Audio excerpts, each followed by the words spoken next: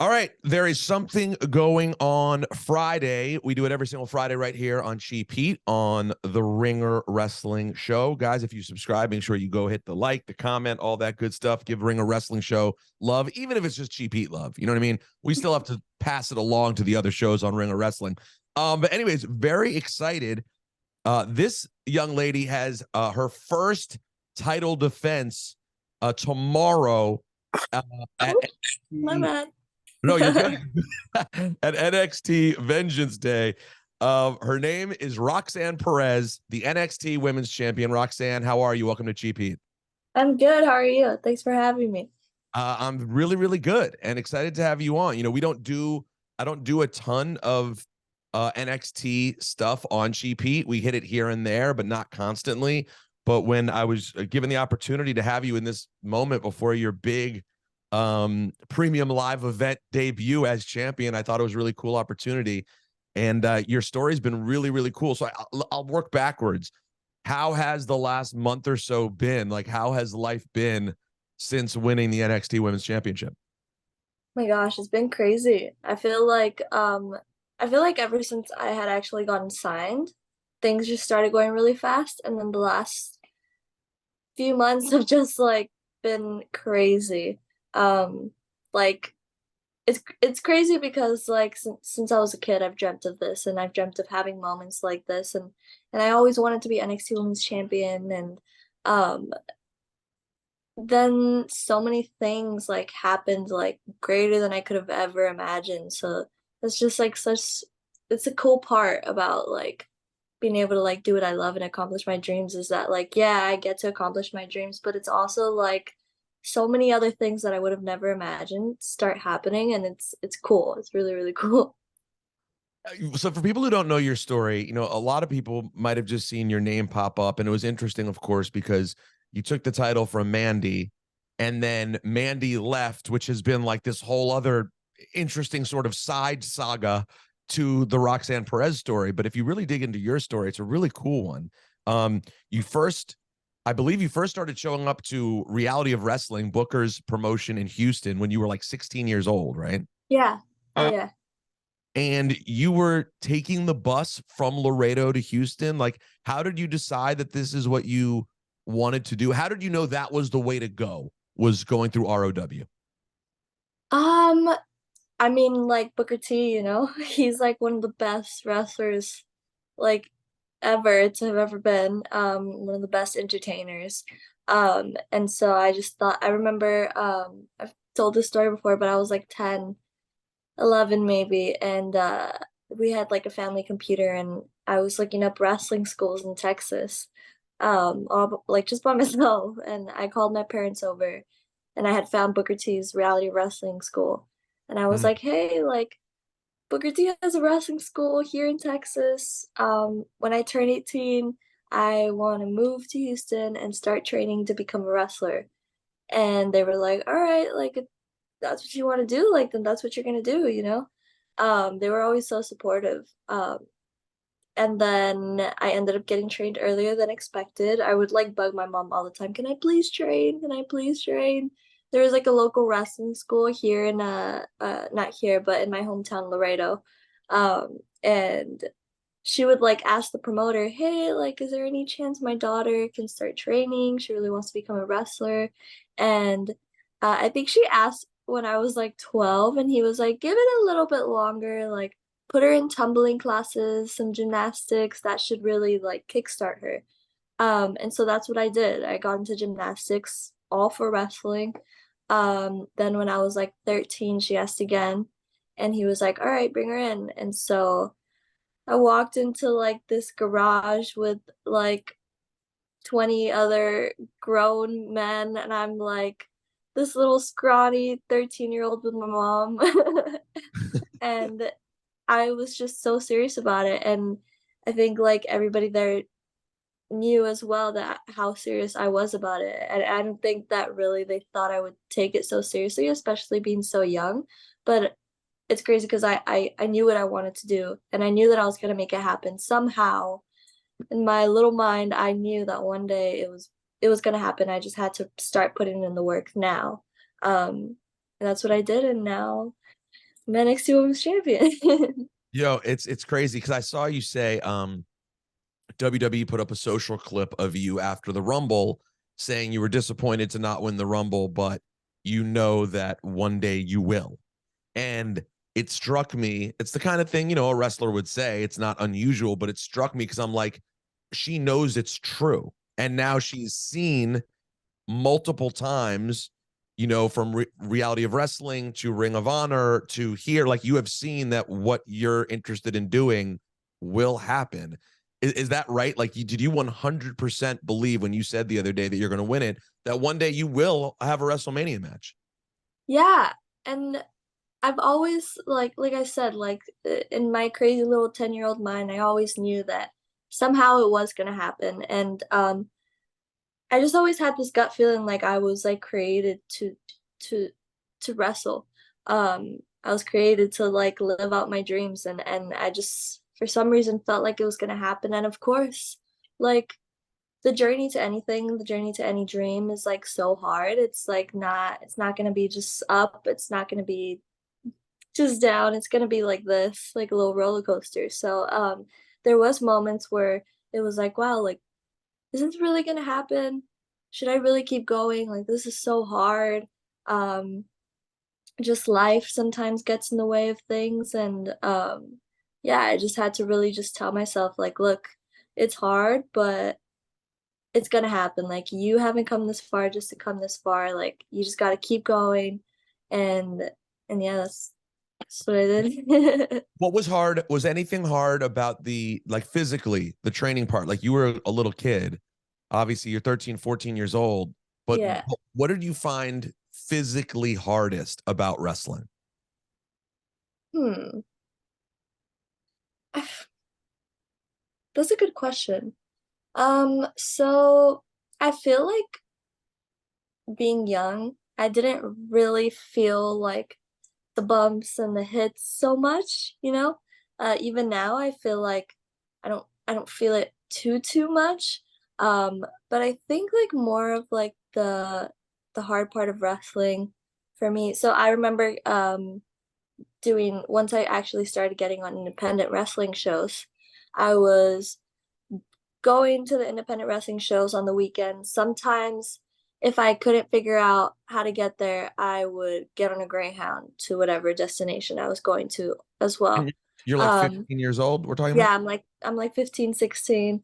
So, my mom's like tracking me on my phone, and I'm like doing these rounds because I have sisters, you know, like she can't like she did take me to a couple of my shows and like my trainings, but it was just hard because I have 3 other sisters that she also had to take care of. So it was like, all right, if I want to do this, like I'm gonna do this. But I remember getting home at like on Sunday or technically Monday morning at like 4 in the morning and then having to get up for school at like 7 a.m. And my mom would come in the door and be like, hey, like you're going to school, like you're not getting away with school. And that was always her thing. Like if you want to be a wrestler, okay, but your grades got to be up. You have to go to college. So that was her thing, and I think that that was at the time the tough part because I was taking college classes in high school. Then I had my regular classes. Then I was constantly training. I was taking Greyhounds on the weekends or going to the shows on the weekends, getting back like the night before school at like 4 or 5 in the morning, then going to school in like 2 hours. So yeah, Did that you have was like any social life? Do you have any teenage social life at all? I did. So I had like my close friends, and I wasn't really like so out there with like, hey guys, yeah, I'm a wrestler. But I had my small group of friends that knew, and they were always so supportive too, and they would come to my shows. They so like also on like spring breaks and Christmas breaks, instead of like going to hang out with my friends, I was like getting on a Greyhound to go train at Booker T's because that was the only time I really had. Um, and I didn't mind it, and my friends didn't mind it either. Like, I know sometimes they were probably like, "Oh, come on, like, come have fun with us," but I was like, "Sorry, guys, chasing my dream over here." When did you, at what age did you realize what wrestling was? Was there a time when you were really little and just thought it was fighting? Like, obviously, you probably must have figured it out relatively early as you wanted to pursue it. So, yeah, do you Yeah. remember what age you were? Yeah, so I was like 10 when I got into wrestling. My bad. This keeps falling. It's okay. I was like 10 when I got into wrestling, and I remember I think like the wrestling was like the really cool part about wrestling, right? But I think the storylines is what really, really like intrigued me. Like the way that wrestling could like make me feel all these different types of ways. It was like, wow, that's really what drew me in. And I remember watching like AJ Lee, and I I think that's when I really thought like, oh wow, I can really do this because she represented me. She was like Latina. She's small, petite. You know, um she didn't look like the other divas that you usually saw. And then she was in all these storylines. She was general manager. She was everywhere, and I thought that that was such a cool thing to see her do. Like she played all these roles, and she was a woman, and like at the time you would never see a woman play all these roles. And I thought that was so cool, and it inspired me so much, and I was like, wow, like I really, really want to pursue this. Your story for anyone listening right now, and the kind of people who listen to Cheap Heat are like, I'd say a lot of people like me, like, in their 30s, 40s, been fans of it forever. And I think if you're not yet dialed into what Roxanne's doing, your history with the whole thing to me is what is just so endearing and charming. There's a clip that's also gone around of you on that episode of Total Divas. Yeah. What was that situation like? In the clip, you're talking to Natty and you're talking to Bree and you're like telling them you want to be a diva. What was that situation? How long was that? Like 10 years already? Yeah, I was like 13 in that clip. So, yeah, like maybe like a good 8 years. Um, it's crazy because like when I was a kid, um, my mom, if like even if she couldn't afford to take me to the actual show, she would always take me to like the gym to meet the wrestlers. She would take me like outside of the arena at like 2 in the afternoon. She would like let me get out of class to like go meet the wrestlers. And every single time I would meet a wrestler, I wanted to meet every single wrestler I could, and every time I did, I was like, "I wanna be a wrestler. Do you have any advice for me?" So, I just, like, picked everybody's brains as much as I could as a little 13-year-old kid, and, I remember that was one of the times that I was doing that, and, they before the girls did can come, there was, like, a camera crew, and they were like, "Hey, would you guys be willing to be on Total Divas?" And we're like, mom's like, yeah, sure. Hey, you just gotta sign these waivers. So we did that. I didn't think anything of it, and they came.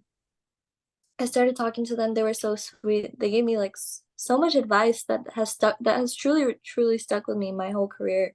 Um, and yeah, like I said, I didn't think anything of it, but it was like a few months later, we were all watching like Total Divas, and I popped up and we were like, "Oh my god, this is crazy." And I remember like talking to my mom and being like, "Oh, one day they're gonna be able to use that when I make it to WWE." And now that I'm here and like it's like a full circle moment, and they actually brought that back. And I was just in the Royal Rumble with Natalya, someone that I literally asked for advice from in that clip. So it's just crazy, the way the world works. It is crazy, and it's all seemed like it's just kind of supposed to happen for you. I want to get to you becoming the first ROH Women's Champ, which is pretty amazing. But I was told that there was a time you talked about this before, a time when you were working with Booker, and he really got after you for not being ready when your music hit. So first of all, tell us about that story and what it was like just generally working closely with Booker and what that moment was like with him a week ago on the ramp holding up your hand as NXT Women's Champion. Yeah, so Booker has always been like so when I started at reality wrestling, I was 16. So Booker and Sharmell were like parents to me. Like they were always looking out for me. Sharmell is like amazing. So cool. But I feel like I learned so much from my time at Reality of Wrestling, like training at Booker's, not just about the wrestling aspect, but just about life. Like, they always wanted to make sure we were good people, and things like that. And yeah, I remember one time, we had a reality of wrestling show, and this time we were at a different venue. So usually our locker rooms were kind of like they were towards the back, but it was sort of an open space so you could hear the matches going on. In this venue, the locker rooms were like complete closed doors, so you didn't know what was going on unless you actually went out there, checked who's out. Um, so yeah, we were in the back. We were putting our match together, and I was like, "Hey, can you can you go check like what match is on?" And she's like, "Yeah." And I'm like putting on one boot. I haven't even put on the other boot. I'm lacing one boot. Oh my God. And she like storms in and she's like, "Your music's playing." And I was like, "No, you're lying, right? You're just kidding." And she was like, "No, no, like your music's actually playing right now." And I was like, "Oh my God." I was like, I don't have my boot on. This is like wrestler A nightmare, like 101 an actual, nightmare. yeah, Like I've had like this a nightmare literal real before. life nightmare, right? Exactly. Yeah. I was like, "Oh my God, no way." I was freaking out. I was like trying to tie up my boot as fast as I could, and I just hear Booker across the hallway go, "What the hell?" I was like, "Oh my God, no. Please don't come in here." He like I'm the only one in the room. He like opens the door. He's like, "What the hell's going on?" And I was like, I just my boot, like I don't know." I was just freaking out. I couldn't even get a word out. And he was like he was just pissed. He was like, "God damn it." He like walked out. He's like, "This is what happens when you think you're over." And I was Oh, like, that's that was so funny. That really humbled me. Definitely humbled me. Um, and I remember Sharmell coming in the room after and being like, "Don't let him talk to you like that, okay?" She's like hugging me. She's like, "Don't cry." She's like, "You put your boots on and you go out there and you kick butt." And I was like, "Okay." And then like after the match, I like come to the back and he's like, "Okay, kid, like that was a good match. You redeemed yourself." I was like, "Okay." He's that like, "But is don't ever do that again." I was like, "Okay." wow. That sounds like a really special relationship with both of them. What a unique way to sort of come into the biz with sort of like not just everyone. A lot of people have a trainer, but it's interesting to come in and you have like a couple who are both helping you, who are both from the business. Yeah. Yeah. It was so awesome. I'm super grateful for them.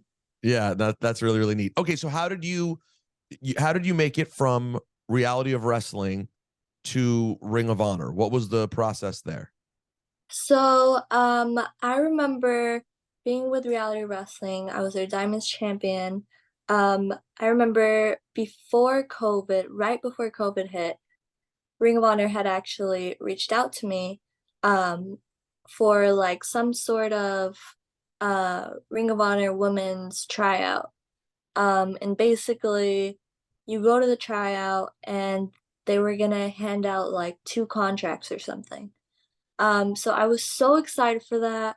Um, I could not wait. I remember even like when I got the news about this, I had also gotten news from like the producer, Kevin at Reality of Wrestling, saying how he ended up being able to put a seminar together with Natalya, and it was going to be like five of us girls from Reality of Wrestling. So I remember getting this news and being like, "Oh my God, this is crazy." And then COVID hit, Mm, and they were like, "Just kidding, you're not turning with Natalya." And we just completely canceled the tryout. And I was like, "Damn." That was like I just felt like, everything was like going so well, and then it was just like, "Nope, now you have no wrestling for a long, long time." right. Um, so, and yeah, I'm sure that was like the same for everybody. Like it just everything completely just went away, and it was like, "Okay, what do we do now?" Um, so kind of got past the pandemic. Things started getting a little bit better, and Maria Canales and Jonathan Gresham actually reached out to me and was like, "Hey, we are doing these Women of Wednesdays. They were still doing it at the time. Well, yeah, not doing it anymore, but they were doing Women's of Wednesdays, and they asked if I wanted to come on. So I was like, yeah, of course, like, no tryout needed, just come on to the show. And I was like, okay. So I did that. Um, and then Maria is so amazing. Like, oh my God, my time working with her was amazing. She is one of the best humans I've ever met. She's so like smart. She has such a great mind for wrestling. And like the character aspects of it and like the moments and the storytelling and all of that. Um, she ended up reaching out to me and was like, "Hey, we want to bring you back again. We're doing a tournament to crown the first Ring of Honor Women's World Champion." And I was like, "Oh my God, I would love to be in that." So, we filmed that for like a couple of weeks. That was a super cool experience. It was really cool because on the independent scene, you know, especially like you didn't see a lot of women's shows, you know? It was mostly like even like still it was like the guy shows and then there was like maybe like One two match. women's matches. Yeah. Yeah, like maybe one women's match. And Maria was like, "No, I want to like expand women's wrestling. I want to create opportunities for more women's wrestlers." And so I'm so grateful for her because she really did. Like I feel like Ring of Honor is what really got WWE's eyes on me. You know, I ended up being crowned as the first Ring of Honor Women's World Champion, which Well, so was how crazy was that? Because you must have thought like, oh, cool, I'll be in the tournament. You can't have possibly thought you were going to win the tournament. I thought it would be so cool if I won it, but I didn't really I like I said, I never since I was a kid, I saw myself in WWE, that's all I ever wanted. I didn't know about independent wrestling. Then I started doing independent wrestling and I fell in love with it. Mhm. Um, and then like Ring of Honor, like I fell in love with being there. And like then to be crowned the first Ring of Honor Women's World Champion, that was insane. I think that was like a pivotal moment in my career and I think it really made me realize like, okay, wow, like this is so possible. Like all of my dreams are so possible and this is proof that like this is not even the ceiling that I'm gonna hit. And I knew that. I was like, this is not the ceiling. Like there's so much more that I'm going to do.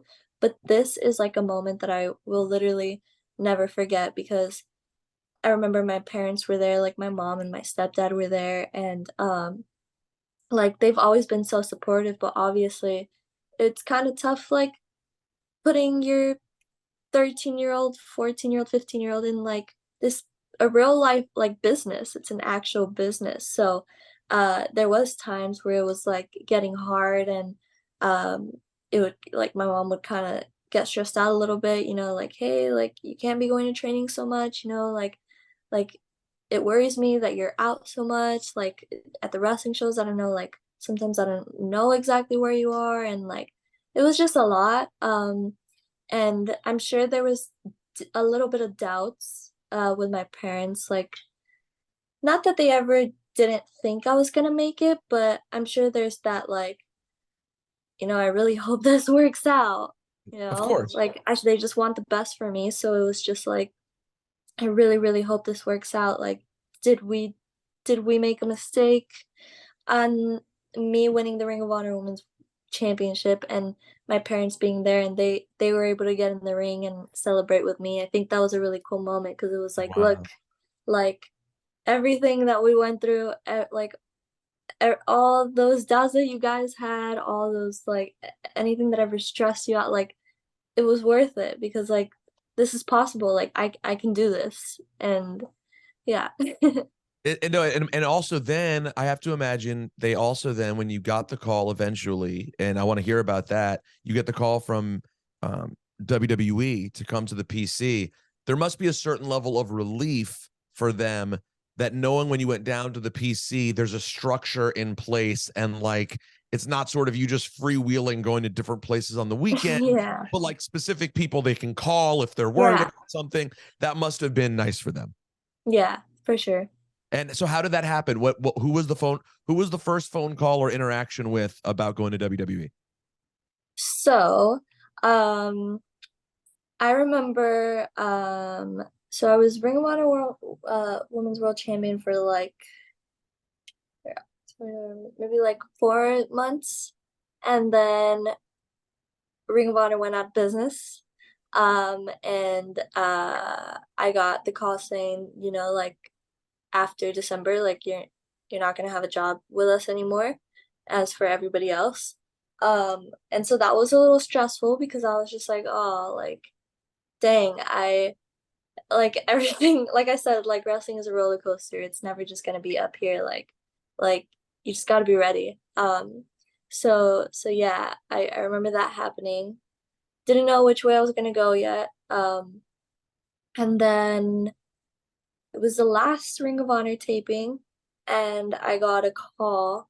I remember Gabe Sapolsky messaging me and being like, "Hey, what's your phone number?" Uh, and I was like, "Oh," I gave my phone number, and he's like, "Okay." And then I didn't hear anything back, and then I got a call from a random number, and I answered the phone. He's like, "Is this Rock?" And I was like, "What?" He's like, "Is this Roxy?